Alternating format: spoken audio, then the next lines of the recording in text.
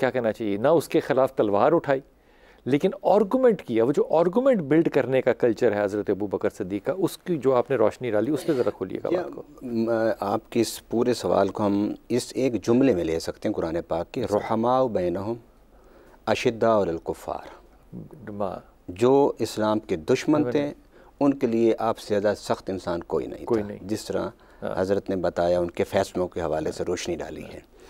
और आपस में इतने रहीम थे, आपस में तो फिर बात बड़ी है। ये तो खून रसूल था, ये ख़ानदान नबूवत था। इनके साथ तो आप इतने नरम थे, इतने नरम थे। एक दफ़ा बैठे हुए थे तो हज़रत उम्मुल मोमिनीन आयशा सिद्दीक़ा रज़ी अल्लाह ताला अन्हा भी तशरीफ़ फरमा थी। तो मौला अली आ गए तो आप उनको बड़े तवज्जो से देख रहे थे। तो काफ़ी देर जब गुज़र गई तो उम्मुल मोमिनीन फरमाती हैं, कहती हैं कि अब्बा जी आप मौला अली को इतना तवज्जो से क्यों देख रहे हैं? आपने फरमाया इसलिए कि चंद दिन पहले मैंने मेरे आका सल्लल्लाहु अलैहि वसल्लम का ये इरशाद सुना है कि अन-नज़रु इला वजह अली इबादतुन, अली के चेहरे को देखना इबादत है। तो मैंने कहा कि मैं यहाँ बैठा हुआ इस इबादत से महरूम क्यों रहूँ। क्या बात है यार। अच्छा, इसके साथ साथ एक बात और मैं करना चाहता हूँ। आपने भी जुमला फिर कहना कि मोहब्बत करना अहले बैत से अबू बकर ने सिखाया। अबू बकर सिद्दीक़ ने सिखाया। बात है यार, तो खुदा के लिए। अच्छा, अब कुरान पाक की आपने बात की, अगर इजाज़त हो तो मैं थोड़ा सा इजाफ़ा कर दूँ। इजाफ़ा अपने हिसाब से, कुरान पाक के जब दाखिली शवाहिद को आप देखते हैं ना, तो उससे ये साबित होता है रसूलुल्लाह सल्लल्लाहु अलैहि वसल्लम हमें एक किताब मुदव्वन मुरत्तब करके दे गए थे। बेशक। मसलन आप सूरह बकरा को पढ़ लें, अलिफ लाम मीम ज़ालिकल किताब ला रैब फीह, कि ये जो किताब है इसमें कोई शक नहीं है, हुदल लिल मुत्तकीन। किताब जो चीज़ होती है वो नहीं होती कि जो मुंतशिर अशिया पर लिखी गई हो। इससे कोई मैं इससे इनकार नहीं करता कि ये हमारी अहादीस और तारीख़ में मौजूद नहीं। मुंतशिर अशिया पर भी कुरान लिखा हुआ था। मसलन आज मदीना के म्यूज़ियम में पड़ा हुआ है, पत्थरों पे लिखा हुआ, हड्डियों पे लिखा हुआ। एक सहाबी आया, उसने रसूलुल्लाह सल्लल्लाहु अलैहि वसल्लम से कोई आयत सुनी, तो उसने जाके उसको जो चीज़ दस्तयाब थी उसने उस पर लिख के रख ली। मेरे पास पत्थर था, अच्छा सा मैंने उस पर लिख लिया। आपके पास कोई खाल थी, आपने उस पर लिख लिया। किसी के पास पत्ता था, उसने उस पर लिख लिया।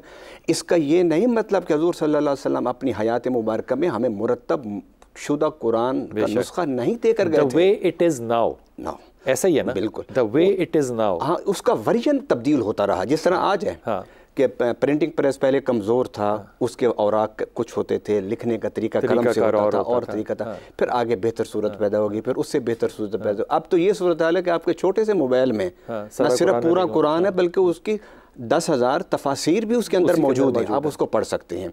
ये एक वक्त के साथ साथ वर्जन तब्दील होता रहा। लेकिन कुरान के दाखिली शवाहिद को अगर हम देखें तो हमें इस बात पर पूरा यकीन रखना चाहिए कि हजूर सल्लल्लाहु अलैहि वसल्लम इतनी बड़ी जिम्मेदारी कि जिसके बारे में हजूर फरमा रहे हैं दुनिया से तशरीफ़ ले जाते हुए कि मैं तुम्हें दो चीज़ें छोड़े जा रहा हूँ, एक किताबुल्लाह छोड़े जा रहा हूँ और एक अपनी इतरत छोड़े जा रहा हूँ। किताबुल्लाह का फरमाया कि मैं छोड़े जा रहा हूँ, अगर वो लिखा हुआ ही नहीं था, अगर वो एक जगह पर जमा ही नहीं था, तो फिर कुरान का ये कहना कि ज़ालिकल किताब ला रैब फीह और मेरे आका का फरमाना। मैं तो आपकी बात से एक बात आगे जाता हूँ। मैंने ये बुखारी शरीफ में हज़रत अबू हुरैरा से या किसी से रावी मुझे याद नहीं, आप मेरे बड़ी जिसे कहते मेमोरी के अंदर है, एक सहाबी ने आके पूछा हज़रत अबू हुरैरा से कि फ़लाँ चीज़ कैसी है। आपने उसको बताया कि फ़लाँ, उसने कहा नहीं ऐसा नहीं है, ऐसा है। तो आप उसको लेकर गए और आपने अपनी जो कलेक्टेड विजडम थी, जो अहादीस का जो इकट्ठा किया होता, उसमें से छान कर बताया। तो मैं तो कुरान से भी एक कदम आगे जा रहा हूँ कि वो अहादीस को भी लिख के रखने का रिवाज मौजूद था। और यही हमारा सबूत है। हम कहते हैं ना कि अहादीस हजूर सल्लम के ज़माने मुबारक में नहीं लिखी गई थी, हम कहते हैं लिखी गई थी। शुरू में जब तक हजूर सल्लल्लाहु अलैहि वसल्लम कुरान पाक की मुकम्मल तरतीब के साथ उसकी किताबत से फारिग नहीं हो गए थे, आपने रोका हुआ था कि कुरान के अलावा मुझसे कुछ ना लिखो। जब आपने कुरान पाक लिखवा के सहाबा को दे दिया, फिर सहाबा ने हजूर सल्लम की अहादीस मुबारक को भी लिखा। ये बात उम्मत के सामने रखना इसलिए ज़रूरी है, और बिलखुसूस उम्मत बिलउमूम इंसानियत के सामने, कि कुरान हजूर सल्लल्लाहु अलैहि वसल्लम की वफ़ात के बाद मुंतशिर शक्लों में बिखरी हुई चीज़ों में मौजूद नहीं था। हजूर अपनी हयात मुबारक में लिख के सहाबा को दे कर गए थे।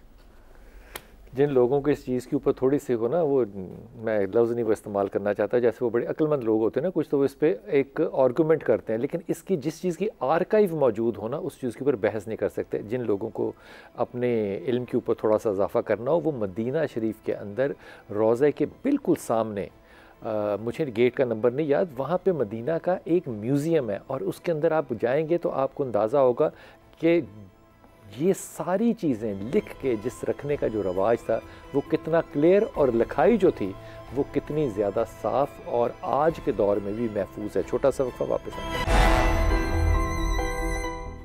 बिस्मिल्लाहिर्रहमानिर्रहीम। डॉक्टर अली, ये जो इजाद और इक्तफाक है ना, ये मुझे बड़ा दिलचस्प लगता है, ये दोनों लफ्ज़ बड़े दिलचस्प है। अब इस पर हज़रत उसामा वाला वाक़या, ये मशवरा देने वाला कौन है? हज़रत उमर फ़ारूक कह रहे हैं कि नहीं अभी ऐसे हालात नहीं है।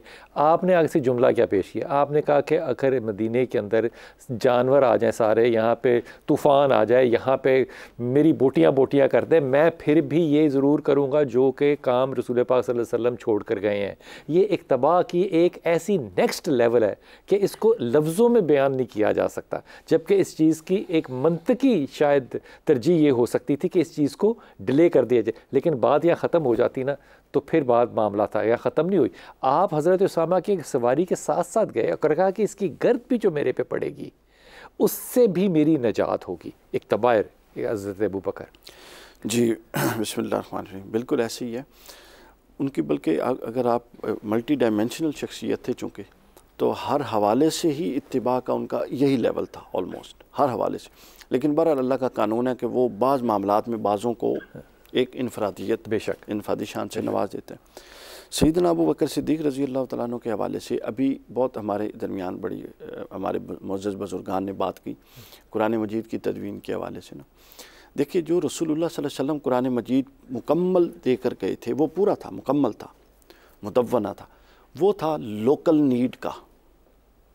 अबू बकर सिद्दीक़ ने जो डेवलप करवाया वो था नेशनल ज़रूरत का, और सैयदना उस्मान ने जो डेवलप करवाया वो था इंटरनेशनल ज़रूरत का। क्या बात है। बस जो जो दायरा बढ़ता गया, गैर अरब आ गए, फिर अराब की ज़रूरत पड़ गई, ये चलते चलते। पहले अराब नहीं होते थे, फिर लुगत कुरैश पर उसको ख़ास कर दिया गया। ये यूँ तमद्दुन और ये जो दायरा बढ़ता गया। सैयदना उस्मान ने जो फाइनल वर्जन डेवलप करवाया वो बैनुल अक़वामी ज़रूरत का था, अच्छी बात। और वो डेवलप शुदा पहले का मौजूद था, असल मौजूद थी।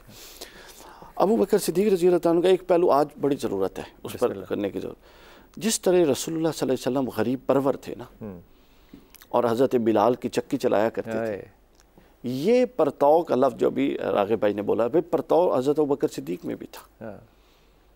तबक़ात इब्न साद में एक वाक़या हज़रत अबू बकर के बाब में लिखा हुआ है। वो वाक़या ऐसा है कि मैं कहता हूँ हिला जुला देते। हज़रत अबू बकर सिद्दीक़, हज़रत उमर हमेशा नेकियों में हज़रत अबू बकर से कंपटीशन करते थे, आगे बढ़ने में कोशिश करते थे कि मैं आगे बढ़ूं। जंगे तबूक के माल पे बैठ गए थे कि मैं नहीं जीत सकता। हाँ, बैठ गए थे ना, लेकिन कोशिश तो होती है खैरात में आगे बढ़ने की। बल्कि बाज़ रिवायात में है कि हज़रत उमर की पूरी नेकियों को अबू बकर सिद्दीक़ का एक हिस्सा भी करार दिया गया।